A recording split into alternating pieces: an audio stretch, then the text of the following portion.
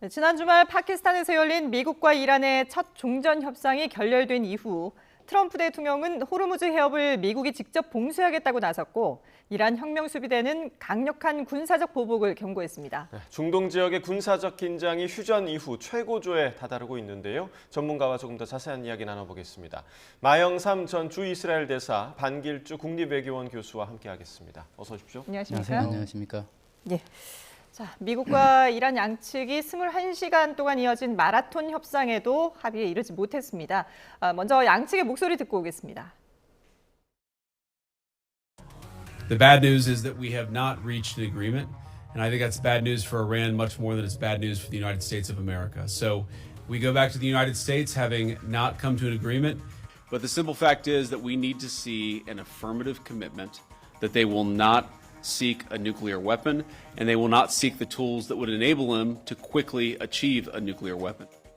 از ابتدا هم نباید انتظار وجود می داشت که در ظرف یک جلسه ما بتوانیم به توافق برسیم.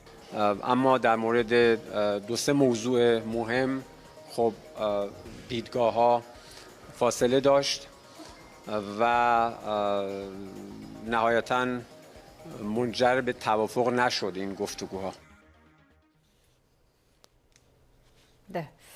이란 외무부 대변인의 말처럼 단 한 차례 회담으로 한 번에 이게 회담이 성공할 거라고 기대한 사람들이 그렇게 많지 않았었는데요. 마 대사님은 지난 주말 협상 어떻게 보셨습니까? 저도 역시 시간이 굉장히 짧다. 그리고 한 번이 아니라 지금 14일 정도의 기간 동안에 이게 과연 가능할까라는 문제에 대해서 네. 저는 조금 회의적으로 봤습니다. 왜냐하면은 양쪽에서 지금 거론하고 있는 안건만 하더라도 15개, 10개, 25개 정도 합친다 할지라도 한 10개 이상이 될 것입니다. 그래서 과연 그 짧은 기간 동안에 할 수 있을까라고 했었는데 역시 이제 결렬이 됐는데 결렬이 하루 만에 결렬이 돼서 이건 상당히 놀라웠습니다. 그렇지만은 지금 양쪽에서 지금 방금 우리 화면에서 봤습니다만은 양측에서 지금 평가를 하기를 미국 측에서는 지금 한 개의 이슈, 핵 이슈에 대해서 지금 합의가 안 이루어졌다라는 것이고 또 이란 측에서는 두세 개라고 그렇게 얘기를 하고 네. 있습니다. 그런 거로 볼 때 어느 정도 희망이 있구나라는 생각을 합니다. 왜냐하면은 이 후속 보도가 지금 현재 그 뉴욕 타임즈에 났는데 뭐라 그러냐 하면은 왜 이 세 개의 문제냐 이거에 대해서 첫 번째는 뉴욕 타임즈에 의하면은 호르무즈 해협 문제에 대해서 미국 측에서는 당장 개방을 하라 이렇게 했고 지금 이란 측에서는 이 문제는 모든 협상이 다 끝나서 도장 찍을 때 할 수 있다 이렇게 이제 얘기를 했습니다. 그리고 두 번째 이슈는 배상금 문제와 동결 자산 해제 문제인데 이거에 대해서는 미국 측이 그냥 반대를 했다고 합니다. 그리고 이제 세 번째 이제 이슈가 이제 핵 문제입니다. 그 핵 문제를 보면은 무슨 이슈를 거론했느냐 하면은 60% 지금 현재 농축된 우라늄 441kg을 어떻게 처리하느냐 하는 문제에 대해서 이것이 문제다라고 그렇게 나왔습니다. 근데 우리가 지금 여태까지 논의했던 우라늄 농축 권리 이 문제에 대해서는 얘기가 없습니다. 네. 그렇다고 한다면 우라늄 농축 문제에 대해서는 이란 측에서 아무 말이 없는 걸로 봐서는 지난번에 이란 측이 제안했던 저농도의 농축 권리는 보장을 하라. 이것은 허용됐을 가능성도 있다고 봅니다. 자, 그렇다면은 이제 마지막 남았는 가장 큰 이슈가 441kg 고농축 우라늄 이것입니다. 이 문제와 아까 제가 두 가지 다른 이슈를 말씀을 드렸는데 이 문제 전부 다 세 개가 다 연결이 되어 있습니다. 예. 이 문제는 이 핵 문제가 해결이 되면 나머지 두 개는 저절로 해결되는 문제입니다. 이 핵 문제도 가장 마지막에 해결될 것입니다. 그러니까 가장 마지막에 이것이 해결되면 나머지 두 개의 이슈도 해결될 거로 봅니다. 그래서 저는 비록 하루 만에 결렬이 되었지만 앞으로의 협상에서 타결될 가능성도 있다. 근데 이 모멘텀을 어떻게 잘 유지해 나가야 되느냐 하는 것이 굉장히 중요한 상황인데 거기에 지금 현재 미국 측에서 호르무즈 해협 역봉쇄하겠다라는 또 이슈가 나왔습니다. 네. 그래서 점점 또 더 어려워지가는 기분입니다. 예, 일단은 이 마 대사님은 어제 엊그제 협상 결과에 대해서는 어느 정도 희망은 남아 있다 이렇게 좀 진단을 해주셨고 지금 양측이 간접적으로 협상을 할 것이다 이런 관측도 있었어요. 아예 대면을 하지 않고 그런데 대면 협상은 어쨌든 진행이 되는 것이고 그러니까 이런 분위기로 봐서는 좀 희망이 남아 있다 이렇게 생각해도 되겠습니까, 교수님? 그렇죠. 저는 이제 결렬은 맞지만 그냥 선택지가 없는 완전히 그냥 폐쇄된 결렬이라기보다는 선택의 여지를 남겨둔 결렬이다. 그렇게 봅니다. 그 예. 긍정적인 요소도 있었죠. 앵커님 말씀하신 대로 파키스탄을 통한 현장에 있지만 다른 룸에서 파키스탄이 문서를 들고 왔다 갔다 하면서 하는 간접 방식이 될 수도 있다라고 했는데 직접 회담을 원한 예. 거예요. 그만큼 협상 타결을 원했던 것이고요. 그리고 21시간 동안 마라톤 협상했잖아요. 이게 협상 의지가 없다면 그 정도 못하죠. 그리고 이제 의미를 또 부여할 수 있는 게 신정체제 이후 최고위급 회담이 만난 거잖아요. 이제 고위급이 만나는 것 자체가 이제 친분 외교, 신뢰 구축 차원에서 의미가 있거든요. 그러면 이제 결국 과거의 먼발치에서 보면서 그냥 적대감, 앙숙으로만 있었던 것을 좀 완화시키는 단초는 될 수 있었다고 볼 수 있기 때문에 그런 의미에서는 의미가 있고 다만 근데 21시간 만에 이게 사실은 JCPOA 2015년에 타결되기 한 1년 6개월, 한 2년 동안의 협상을 통해서 했고 지금은 2026년이니까 한 12년의 타임프레임이 있어요. 그 12년의 타임프레임을 21시간 내에 하는 것은 물리적으로 힘든 것이죠. 근데 12년 동안 있었던 그 공식은 2차 방정식이었습니다. 핵을 포기하면 경제 제재를 해제하고 관계를 정상화한다라는 그런 논리였는데 그것만으로도 숨은 아이템이 너무 많아서 아주 복잡한 협상 공식이었거든요. 거기에 호르무즈라는 또 다른 변수가 껴서 3차 방정식이 됐기 때문에 네. 더더욱 21시간 만에는 어렵다. 근데 타결하려면 하나의 방법은 있었죠. 지금처럼 빅딜을 노린 게 아니고 스몰딜을 노렸으면 가능했겠죠. 중간 지점에서 공통 분모만 찾아서 일단은 이 정도 수준에서 타협을 하고 중장기적으로 남은 숙제를 풀어내자. 그랬으면 되는데 지금은 사실은 빅딜을 원했던 거예요. 그러니까 타결이 좀 힘든 측면이 있었다 그렇게 봅니다. 어쨌든 지금 벤스 대통령은 미국으로 돌아갔지만 그래도 이제 그 일부 관측들이 실무 협상지는 아직까지 남아서 현재 파키스탄에 남아서 이제 계속 대화를 하는 게 아니냐라는 전망도 있습니다. 근데 일부 외신에서는 이 호르무즈 해협 문제를 두고 앞서서 이제 마 대사님은 미국은 당장 개방하라고 했고 이란이 이걸 거부했다라고 이제 정리를 해주셨는데 일부 외신을 보면은 미국에서 호르무즈 해협의 통행권을 같이 하자. 그동안에도 밝혀왔었지 않습니까? 그렇게 얘기를 했는데 이란이 이걸 거부했다. 그래서 이게 협상에 물 건너간 거다라는 전망도 있던데요. 어떻게 보세요? 그게 다는 아니고 일부가 될 수는 있겠죠. 정황상 논리적으로 그랬을 가능성도 일부는 있습니다. 그게 뭐냐면 미국이 말을 계속 바꿨죠, 사실. 예. 공동관리도 괜찮다고 했다가 국제협으로 뭐 복원시켜야 된다는 식으로 얘기를 했잖아요. 근데 이제 미국 입장에서는 공동관리를 얘기한 것은 이제 두 가지 의미가 있었죠. 첫 번째는 이란을 협상정으로 불러내기 위한 약간의 유화책이라는 게 좀 있었던 것이고 두 번째는 단기적 처방으로 미국의 호르무즈 장악에 대한 간접적인 장악을 좀 시도하고 국제협으로 넘겨주면 출구로 나가는데 좀 유리할 것이다. 그러니까 국제협 발언을 했던 타이밍을 생각해 보면 협상장에서 공동관리를 거부했기 때문에 그 얘기를 했을 가능성이 있어요. 시간적으로 보면. 그래서 네. 분명히 논리적으로나 정황적으로 그런 가능성도 배제할 수 없다. 다만 그게 결렬로 이어지는 핵심 요소는 아니었다 그렇게 봅니다. 예. 앞서서 이제 방 교수님께서 미국과 이란의 그 12년의 시간을 21시간 내에 녹여내기는 참 어려웠을 것이다 이렇게 얘기를 해주셨는데 어찌됐든 지금 공식적으로는 휴전 기간이 2주 기간이잖아요. 그러면 이 2주 기간 안에는 정말 해결되는 그런 지점을 좀 찾을 수가 있을까? 이 부분 좀 어떻게 전망하십니까? 저는 매우 어렵다고 생각을 합니다. 2주라는 시간은 지금 계속 시계바늘은 돌아가고 있습니다. 예. 그렇기 때문에 이제 다시 협상을 속개하자라고 하는 이 약속을 받아서 실제로 2차 회담이 열리는 데까지도 시간이 많이 걸릴 겁니다. 그리고 열린다고 하더라도 지금 현재 협상 스타일로 보면은 이번에도 벤스 부통령의 스타일을 우리가 목격을 했습니다. 미국은 할 수 있는 거 안을 다 펼쳐놓고 자 여기서 우리가 딜할 수 있는 게 뭐가 있느냐 이렇게 투명하게 상당히 브로드하게 이제 시작을 했습니다. 네. 그런데 이란은 협상 스타일이 완전히 다릅니다. 완전히 반대입니다. 그 전체 자기 안을 내지 않고 조금씩 이제 비춰냅니다. 그리고 처음에는 굉장히 많은 부분을 요구하고서 조금씩 양보해 들어가는 겁니다. 그렇기 때문에 아마 2차 협상에 만나더라도 이러한 스타일이 저는 그대로 유지될 가능성이 높다고 봅니다. 따라서 이거는 14일간에 있어서는 제가 보기에는 매우 어렵고 연기를 한 차례 한다 할지라도 이게 다 이루어질까 또 연기할 가능성이 저는 있다고 봅니다. 네. 자, 여러 번 연기될 가능성이 있다. 그리고 두 국가 간 협상 스타일의 차이도 지금 설명을 해주셨는데, 자, 미국과 이란 간의 그 협상이 이루어지고 있었던 그 시각에 트럼프 대통령은 백악관에서 보고를 받는 게 당연했지만 이날 외부에서 꽉 찬 일정을 보냈습니다. 어떤 일정이었을까요? 함께 보시겠습니다. 자, 협상 당일 오전 시각 트럼프 대통령이 포착된 곳은 워싱턴 DC 인근에 있는 자신의 내셔널 골프장이었습니다. 이제는 뭐 놀랍지도 않죠.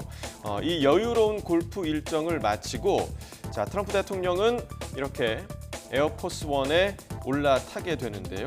자, 이렇게 되면 협상과 관련된 중요한 장소에 가나 싶은 생각이 드는데 그랬던 트럼프 대통령, 그가 나타난 곳은 플로리다주 마이애미 카세야 센터에서 열린 UFC 2종 격투기장이었습니다. 자, 트럼프 대통령 뒤로는 남편 쿠슈너를 협상장에 보낸 장녀 이방카도 보이고요. 또 마코 루비오 국무장관도 동행한 것으로 전해집니다. 자, 옥타곤 바로 앞에 앉아서 경기를 지켜본 트럼프 대통령, 관중들의 적극적으로 호응을 해주기도 했고요. 또 UFC 선수와 담소를 나누는 장면도 포착이 되기도 했는데 이 시각에 파키스탄에서는 협상 결렬 소식이 전해집니다. 자, 이후 트럼프 대통령은 호르무즈 해협에 대한 역봉쇄 계획을 발표하는데요. 자, 이 발표 직후 트럼프 대통령이 포착된 곳은 또 골프장이었습니다. 이번에는 플로리다에 위치한 골프장인데 여유롭게 클럽하우스에 들어온 트럼프 대통령, 동행인들과 반갑게 인사를 나누는 모습이죠. 자, 수많은 사람들의 목숨과 세계인의 삶이 걸려있는 중차대한 협상 전후로 여유롭게 취미만 즐기고 있던 미국 지도자의 모습, 사람들은 어떻게 바라볼지 궁금합니다. 자, 지금 이 시간에 골프를 즐기고 있었다. 여러 곳에서 지금 비판의 목소리가 상당한데 지금 일부러 의도적으로 저렇게 나는 여유롭다 이걸 보여주고 싶었던 걸까요? 어떻게 좀 보셨어요? 대통령의 일정은 오래전에 정해지죠. 골프도 그런 경호 조치 때문에도 그렇고, 그 다음에 이제 하나하나 이제 그 행사 자체가 의미가 있으니까 UFC도 그렇습니다. 근데 이게 만약에 일정이 있는데 안 한다 갑자기. 그러면 무슨 급박한 일이 있는지 이제 불안해질 것이고 그건 시장 불안정으로 이루어지고 그건 이제 트럼프가 굉장히 싫어하는 거죠. 네. 그러니까 이제 시장 안정, 그다음에 대국민 어떤 그 안심 조치 이런 측면에서 일정을 소화한 것이고 두 번째는 이미 벤스 부통령에게서 이제 트럼프 대통령은 상황을 아주 꼼꼼하게 다 보고를 받았을 거기 때문에 이 결렬 가능성이 높다는 것을 인식을 하고 의연하게 그 결렬이 되더라도 원래 미국이 갖고 있는 선택지, 출구 선택지에는 변화가 없다. 왜냐하면 목표를 달성했기 때문에 그런 메시지를 이제 내고 싶었던 것이죠. 그리고 이제 마지막으로는 이제 결렬이 되더라도 나쁜 그 결렬을 하느니 그냥 지금 상태로 이렇게 결렬을 그냥 방치시키는 게 나을 수도 있다. 즉 한마디로 그 나쁜 결렬이냐 아니면은 이 좋은 결렬이나의 선택에서 나쁜 결렬이 훨씬 낫다라는 판단, 이거를 우회적으로 메시지를 낸 거라고 봐야겠죠. 예. 트럼프 대통령의 일정은 이미 오래전에 이렇게 정해져 있기 때문에 갑작스레 취소하거나 그러긴 쉽지 않을 것이다라고 말씀해 주셨는데 어쨌든 벤스 부통령이 이번 그 협상 결렬은 미국보다는 이란에 좀 더 나쁜 소식이다라고 얘기하지 않았습니까? 이제 이란 측의 그 입장을 조금 살펴봐야 될 텐데 갈리바프 이란 국회의장은 SNS에 이제 이미 올렸습니다만 미국 오폭으로 숨진 그 초등학교 희생자들의 사진, 영정 사진과 책가방을 이렇게 비행기에 좌석에 놔둔 그런 모습을 공개하기도 했는데 이란 측에서도 이번 협상에 대해서 좀 기싸움이라든지 이런 게 좀 만만치 않았을 것 같아요. 네, 그렇습니다. 그리고 지금 이제 대표단으로서는 국민들한테 보여주는 그 이미지가 굉장히 중요할 겁니다. 그렇죠. 그래서 비장한 각오로 지금 비행기에 원래 올랐고 그리고 희생된 어린애들의 그 사진도 이제 전시를 하고 했었지요. 네. 그럼에도 불구하고 지금 현재 이런 결과에 대해서 아마 이란 대표단도 상당히 당혹스러웠을 겁니다. 그러니까 이렇게 빨리 끝나는 결정은 이란에서 한 것이 아니고 미국 측에서 이제 한 것입니다. 따라서 아마 이란 측에서도 상당히 아쉬워하는 측면이 많을 겁니다. 예. 왜냐하면은 지금 양쪽에서 300명, 70명 이렇게 대표단을 구성을 했다고 하는 것은 이번에 상당히 협상이 상당히 상세한 부분까지 들어갈 것이다라고 예상을 했던 것 같습니다. 그래서 지금 현재 관련되는 전문가들을 다 이제 대동을 하고 갔음에도 불구하고 하루 만에 그냥 돌아오게 되었습니다.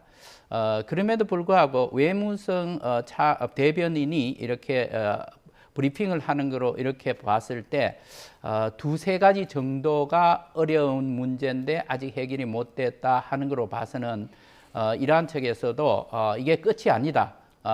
다시 만날 수가 있다. 이런 여지를 충분히 남겨두고 있다고 생각을 합니다. 예. 자, 지금 뭐 보시는 것처럼 검은색 정장, 그 이란 협상 대표단이 검은색 정장을 착용을 했고, 그리고 검은색 선글라스와 마스크도 착용했다고 하더라고요. 이건 어떤 의미로 좀 해석을 해야 될까요? 이번에 대표단에서는 틀림없이 핵과 미사일에 관련되는 전문가들, 과학자도 포함됐을 가능성이 있습니다. 예. 왜냐하면은 이런 문제를 협의를 할 때 그 아주 상세한 내용까지 다 이제 들여다봅니다. 그런 경우에는 그 과학자들이 해석을 해줄 수밖에 없습니다.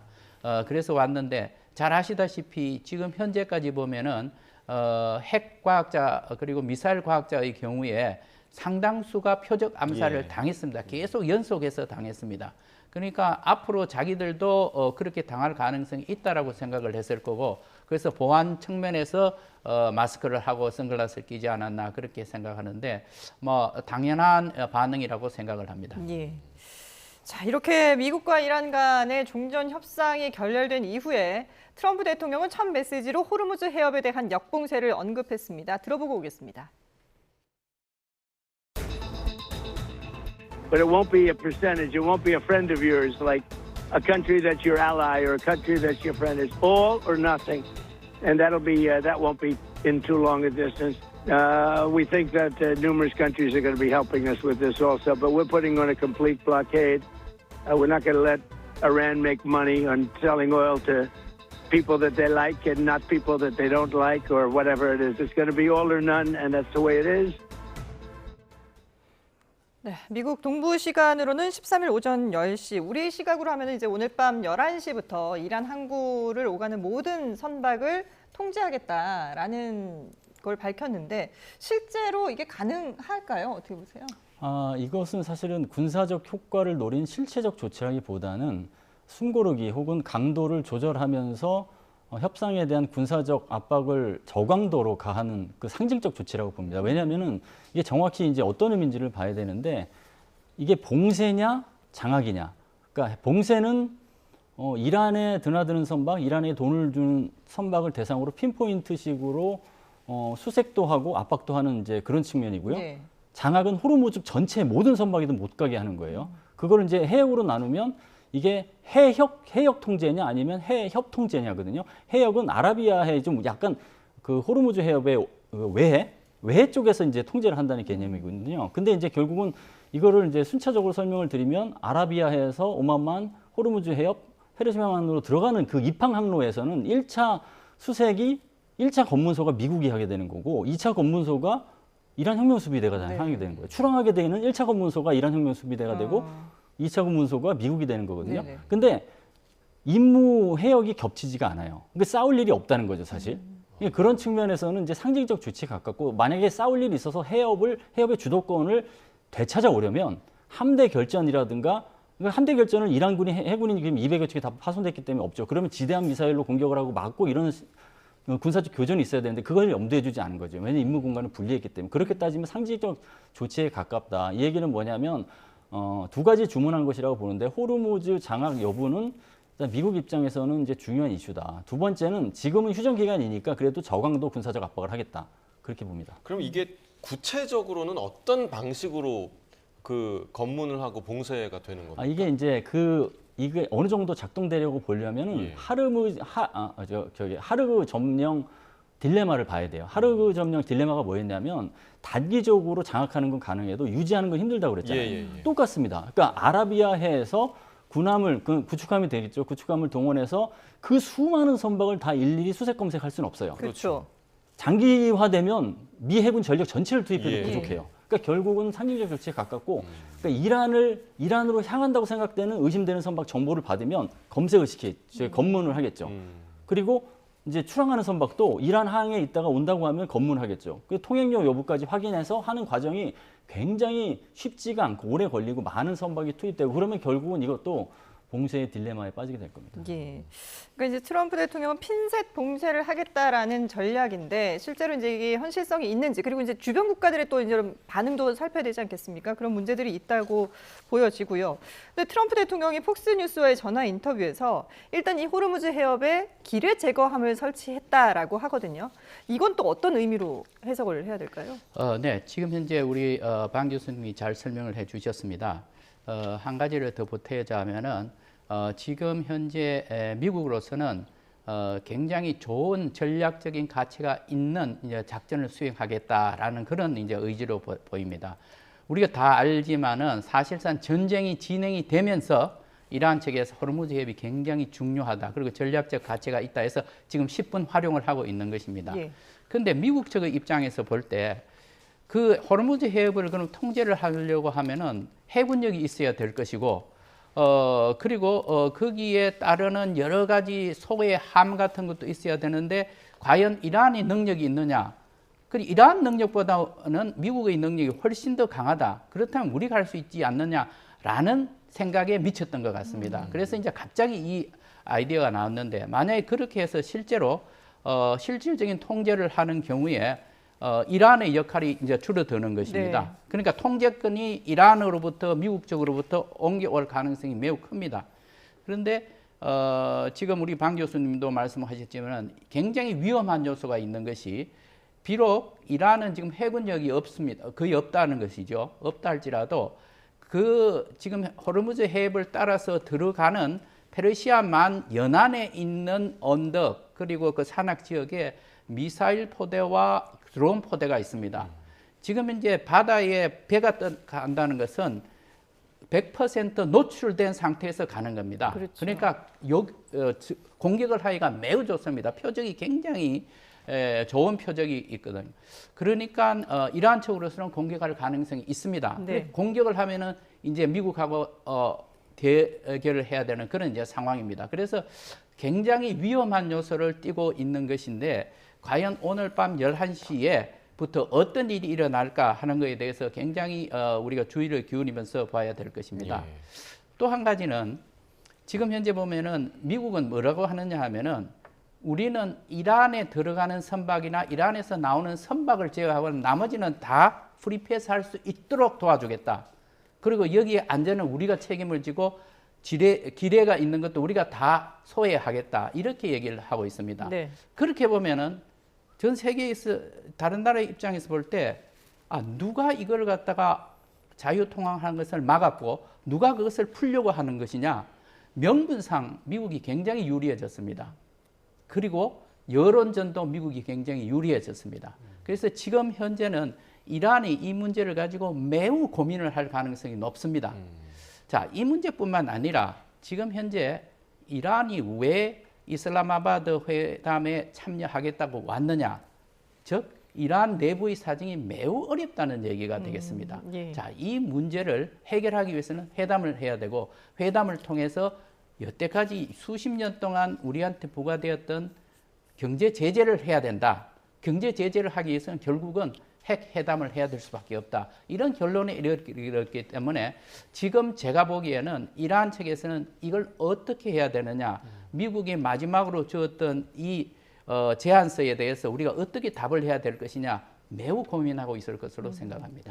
결국 그 미국의 호르무즈 역봉쇄 작전은 결국 이란이 이제 원유를 팔아서 군사자금, 전쟁자금 조달하는 걸 막겠다 이런 의도로 보이는데 지금 이란이 이제 매우 고민 중일 것이다라고 마 대사님 얘기해 주셨는데 그런데 갈리바프 의장이요 또 SNS에 백악관 인근의 주유소 지도를 이제 올리면서 거기에 각 주유소별로 얼마에 지금 석유를 팔고 있는지를 지금 보여줬는데 이 가격을 이제 그리워하게 될 거다 이런 경고성 글을 올리기도 했습니다. 그러니까 이런 이란의 주요 자금원을 차단하려는 효과를 트럼프 대통령이 제대로 누릴 수 있을지 좀 어떻게 좀 전망하십니까? 갈리바프 의장이 휘발유 가격을 얘기하는 것은 호르무즈 해협 장악권을 이란이 확실하게 갖고 있다는 것을 각인시키는 것이죠. 그러니까 예. 거기를 장악함으로써 전 세계 석유 시장, 심지어는 미국 석유 가격에까지 영향을 미치는 엄청난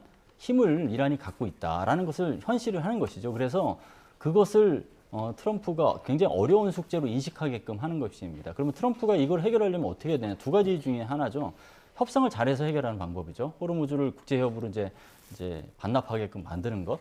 근데 이제 그게 쉽지가 않잖아요. 그러니까 지금 이란 입장에서는 그것을 끝까지 쥐고 있으려고 하는 게 협상에서 많은 것을 얻어낼 수 있는 중요한 카드잖아요. 그러면 협상이 만만치가 않을 것이고 이거를 당장 포기할 것 같지도 않고 그러면 그 다음 선택지는 군사적 타격이잖아요. 그러니까 군사적 타격을 하면 출구로 나가지를 못해요. 벌써 2, 3주 전에 한참 1주 전에 벌써 2, 3주 후에 이제 나가겠다고 했는데 이제 얼마 안 남았잖아요. 이제 원래대로 따지면 한 일주일 후에 나가야 돼요. 근데 테러가 막히잖아요. 그러니까 이것도 트럼프가 직면한 딜레마라고 볼 수 있습니다. 예. 자, 그런가 하면 지금 트럼프 대통령이 이번 이란 전쟁을 비판한 레오 14세 교황을 향해서 또 비난을 쏟아냈습니다. 범죄 문제에 나약하고 외교 정책에서도 형편없다라고 얘기를 하면서 교황 선출 과정까지도 문제가 있다, 뭐 이런 얘기를 했더라고요. 갑자기 교황은 또 왜 공격 대상으로 삼은 걸까요? 네, 저는 상당히 놀랐습니다. 왜냐하면은 트럼프 대통령이 뭐 상당 부분 의전도 잘 안 지키고 무리하고 이런 얘기가 있는데 그 협상의 기술 책을 보면은 이런 내용이 나옵니다. 아주 대주교로 제가 기억을 하는데 아주 종교 굉장히 성직자로 굉장히 높은 사람하고 약속을 했습니다. 그 약속 시간에 늦지 않기 위해서 자기 부인한테 얘기합니다. 다른 건 몰라도 오늘 약속은 절대로 늦으면 안 돼. 빨리 가야 돼. 이렇게 얘기를 합니다. 그럼에도 불구하고 왜 레오 14세한테 이런 것을 했을까? 지금 현재 일이 잘 안 되고 자기 뜻대로 잘 안 풀리고 있는데 지금 현재 레오 14세는 베네수엘라 사태에서도 그렇고 이란 이 사태에서도 그렇고 상당히 평화주의자로서의 성명을 많이 발표를 했습니다. 예. 이거에 대해서 상당히 트럼프 대통령은 불쾌하게 생각하고 트럼프 대통령의 성격상 지휘 고하를 막론하고 자기의 의견에 반대하는 사람에 대해서는 아주 격렬하게 비난을 합니다. 그런 측면이 있고 또 하나는 현실적인 측면으로서 그 미국 내에서의 공화당 지지자, 트럼프 대통령의 지지자라고 하면은 보수 카톨릭계라든가 아니면은 전통주의 그 기독교인들이 많습니다. 네. 이 사람들한테 이런 문제에 있어서는 우리가 국가 안보가 더 중요하다. 이러한 생각을 주지시켜물어서 그 지지 세력을 결집하는 효과, 뭐 이런 것도 노리지 않았나 생각을 합니다. 예, 자 교황도 비판을 하고 지금 최근에 이제 트럼프 대통령 SNS에 올라온 그 뭐 글들이나 아니면 이제 이미지 같은 것들을 보면요, 상당히 좀 놀라운 것들이 참 많습니다. 뭐 자신을 약간 그 신에 비유를 해서 누군가의 머리에 이제 손을 넣는 그림, 그 영상을 좀 보여주실까요? 예, 그림도 있고요. 뭐 여러 가지가 참 올라오고 있는데 지금 이런 그 SNS 게시물들을 보면 트럼프 대통령이 이런 그림을 올린 의도는 도대체 뭐지? 이런 생각이 좀 많이 들거든요. 반 교수님 혹시 이런 심리에는 어떤 심리가 좀 깔려 있다고 보십니까? 본인을 신격화한 거 아닌가요? 예. 본인의 신격화도 하고 또 이제 왕으로서 이제 절대 권력을 갖고 싶은 개인적인 그건 있죠. 근데 이제 그걸 정치적으로나 전략적으로 본다면 트럼프 진영의 이제 지지 기반 중에 네. 뭐 반이민, 그다음에 마약 퇴치 뭐 이런 어떤 세력도 있지만 그리고 또 거기에 이제 대중국 견제도 있습니다. 그룹도 있지만 복음주의 기독교계가 있거든요. 미국의 한 24% 정도 되는 그 지지 세력이 지금 이란 전쟁으로 인해서 반전 시위가 높아지고 지금 지지율이 33%까지 바닥으로 떨어진 상황에서 그 지지 세력을 잘 규합시키는 게 중간 선거에도 굉장히 중요하다는 생각을 했겠죠. 네. 이제 그런 식으로 그리고 이제 이스라엘을 지키는 것은 복음주의 기독교가 보기에는 이제 그리스도가 이제 재림하게 될 땅을 지켜야 된다는 그런 의미가 또 있거든요. 그 역할을 신을 대신해서 한다라는 메시지를 내므로써 복음주의 기독교 세력의 규합을 도모하는 게 이제 정치적으로는 큰 의미가 있다고 판단한 것이라고 봐야겠죠. 예. 과연 이 효과가 어느 정도 나타날지는 참 궁금해지는 그런 대목인데요. 자, 이런 가운데 네타냐후 총리는 이스라엘군이 점령하고 통제 중인 레바논 남부 완충지대를 찾아서 현장 상황 점검을 했습니다. 네타냐후 총리의 목소리 듣고 오겠습니다. וגם מטפלים בתמ"ס, אבל יש עוד עבודה לעשות, עשינו עבודה ענקית, הישגים אדירים, יש עוד מה לעשות ואנחנו עושים אותה. אחד הדברים שאנחנו רואים כאן זה שבעצם שינינו את פני המזרח התיכון. האויבים שלנו, איראן וציר הרשע, הם באו להשמיד אותנו. 네타냐후 총리, 헤즈볼라에 대한 공격은 멈추지 않는다라고 얘기를 했고, 그리고 이스라엘 장관은 이슬람 성지에서 기도를 하는 그런 또 도발 행위를 하기도 했는데요. 역시 이스라엘이 이번 그 협상으로 가는 과정에서도 그렇고 상당히 변수가 되긴 할 것 같습니다. 네, 그렇습니다. 지금 현재도 계속 이제 여러 가지 이 혼란스럽고 소란스러운 측면이 이스라엘로부터 나오고 그렇죠. 있습니다. 예. 네타냐후 총리하고 트럼프 대통령하고 볼 때 그 전쟁을 왜 시작을 했느냐, 그리고 전쟁 끝에 가기 위한 조건이 무엇이냐, 이 문제에 대해서는 네타냐후 총리 측이 훨씬 더 큰 목표와 큰 조건을 갖고 있습니다. 네. 그래서 이제 갈등이 있었던 것이죠. 그래서 우리가 이제 기억하시겠지만은 이 협상에 임할 것이냐 말 것이냐 이렇게 했을 때 이스라엘이 헤즈볼라에 대한 공격이 너무 세지고 하니까 트럼프 대통령이 전화를 걸어서 좀 자제를 했으면 이렇게 했고 그 네타냐후 총리가 거기에 대해서 동의를 했다는 보도가 있었습니다. 즉 비록 목표와 조건은 서로 다를지 몰라도 트럼프 대통령과 네타냐후 총리 간에는 매우 긴밀한 조율이 되어 가고 있습니다. 네. 그리고 좀 자제를 하라고 해서 자제를 했었고 지금은 이제 협상이 결렬이 되었습니다. 네타냐후 총리로서는 이것저것 이제는 눈치 볼 필요도 없이 자기 의사대로 나갈 수가 있기 때문에 방금 우리가 본 듯이 그 레바논 국경에 가서 군대에 가서 저렇게 격려를 했습니다. 예. 그래서 지금 현재 제가 보기에는 최소한 레바논, 헤즈볼라에 대한 공격은 앞으로 계속할 것으로 예상을 합니다.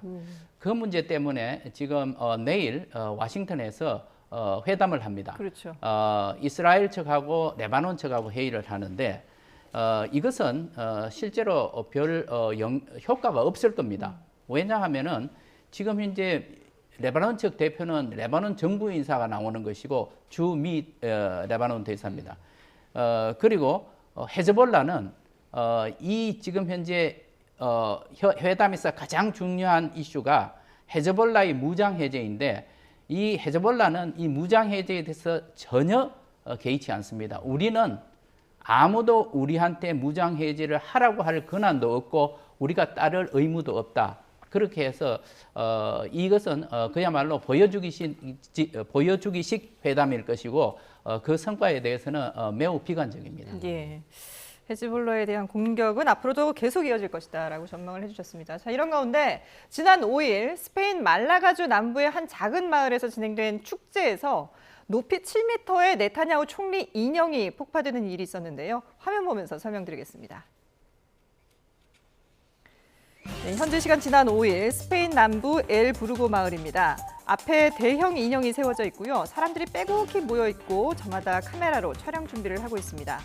갑자기 폭발음이 터지기 시작하고 화염이 나기 시작하는데요. 폭발은 한 번이 아니라 수십 차례, 대형 모형이 아예 사라져버릴 때까지 3, 40초 정도 계속됩니다.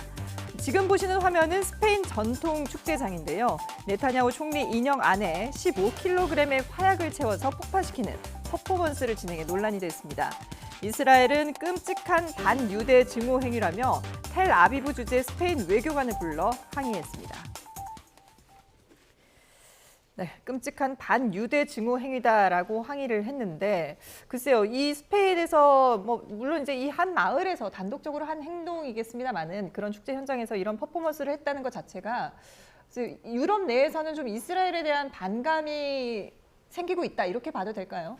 그렇죠. 저렇게 인형 폭파 모습이 이제 다른 모습을 이제 떠올리게 하는데 지금 4년 넘게 전쟁을 이제 침략을 해서 이제 이어지고 있는 러시아 우크라이나 전쟁 있잖아요. 거기에서 보면 이제 원전도 타격을 하고 민간인도 엄청나게 살상이 많고 뭐 집석탄 사용했다는 의혹도 있고 막 그래서 푸틴이 저런 식의 어떤 그 비난의 대상이 됐었어요. 예. 근데 이제 나타냐후 총리가 저렇게 되는 것처럼 사실은 이 심리적인 어떤 그 불편함, 그 다음에 이 시민 저항 의식이 좀 있다는 것이죠, 사실.